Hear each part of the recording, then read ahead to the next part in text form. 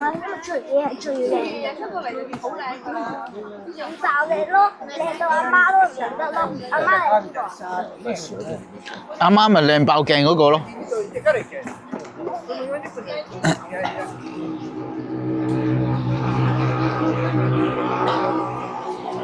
咦？呢度再去前面咪係嗰個迷宮咯。喜馬拉雅山啊！咁咪去個迷宮咯。去無爆雨山。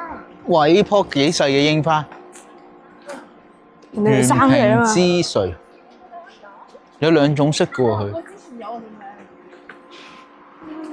之前櫻花季節勁靚，好驚啊！櫻花季節靚。好驚。依家都係櫻花季啊，不過呢度低海拔，啲花開咗。我媽踩喺呢度。你頭先都搭過啦，有乜係驚啫？富喜山。富喜山啊叫。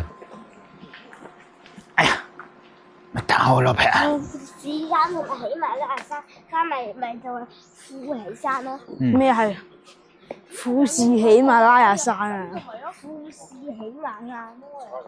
你都食中國料理？富士喜馬山。好走。我嗰間啊，跟住嗰間中國料理。富喜山。嗰度又有。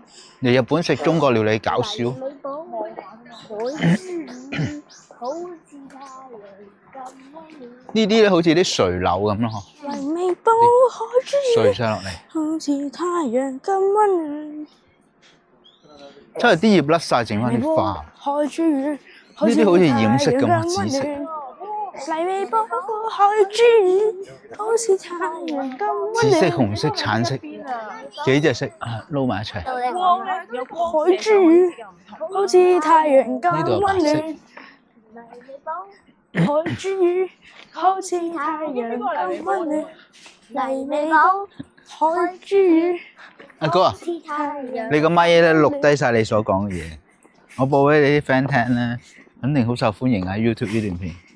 然之後咧，突然間咧，好似太陽。喺安柱嗰度 share 出去。跟住嗰個老師就發癲㗎啦。